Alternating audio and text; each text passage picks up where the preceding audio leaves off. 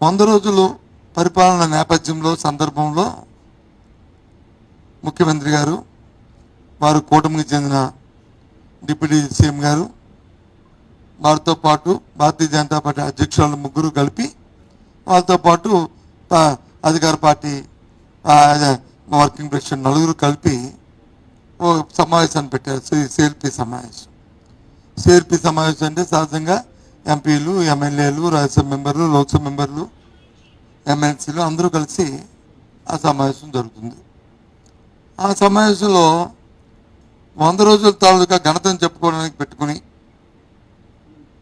చేసే కార్యక్రమాలు చెప్దామని చెప్తూ ముఖ్యమంత్రి గారు మాట్లాడినప్పుడు ఒక మాటను ఆయన మాట్లాడారు. చాలా దురదృష్టకరం, చాలా అభ్యంతరకరం. అలాంటి అనుచితమైన మాటలను వచ్చి అలాంటి ఉన్నత స్థానంలో ఉండి ప్రజలతో ఎన్నుకోబడిన మరి ఆ వ్యక్తులు మాట్లాడే మాటలు కాదు. దాన్ని తీవ్రంగా ముందు ఆక్షేపిస్తున్నాం, దాన్ని ఖండిస్తున్నాం. ఇలాంటివి సభ్య సమాజంలో ప్రజలతో ఎన్నుకోబడిన ప్రభుత్వాలు ప్రజల మనోభావాలతో ఇది రాజకీయాలు చేయడం అనేది సమంజసం కాదు. ఆ విషయం ఏంటంటే మీకు తెలుసు,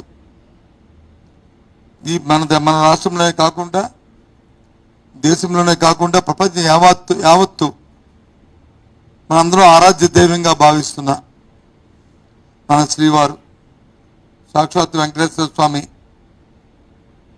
వారి తాలూకా ప్రసాదం ఏదైతే ఉందో దాంట్లో కల్తీ జరిగిందని, దానికి నైవేద్యాలకు వాడే పదార్థాలలో నాణ్యత పదార్థాలు వాడారని అని చాలా విషయాల నుంచి వారు వచ్చి మాట్లాడడం, ఎలిగేట్ చేయడం అనేది మొత్తం భారతదేశంలో ఉన్న ప్రపంచంలో భక్తులు అందరి తాలుగా ఒక్కసారి ఉలిక్కబడికి వచ్చినాయి. దయచేసి దాంతోపాటు మరణం అక్కడి నుంచి ఏ పార్టీలో ఉన్నాయండి, దాని మీద వచ్చే చర్చబాదులు సోషల్ మీడియాలోనూ పత్రికల్లోనూ, ఇవాళ పత్రికల్లో చూస్తే ఇంకా అసభ్యంగా అసందర్భంగా దాని మీద వచ్చే రాతలు, ఇది సమంజసం కాదు. అధికారం ఉన్న వ్యక్తులు ఏదైనా ఆరోపణలు చేసినప్పుడు మీ చేత అధికారం ఉంది, మీరే అధికారం ఉన్న నాయకులు, రాష్ట్రంలో మీ కూటమే దేశంలో అధికారంలో ఉంది. ఎంక్వైరీ చేయండి, దాని మీద విచారణ జరపండి. విచారణ జరిపి వాట్ ఇస్ ది ఫ్యాక్ట్ అనేది ఏమిటి నిజాలు తేల్చండి.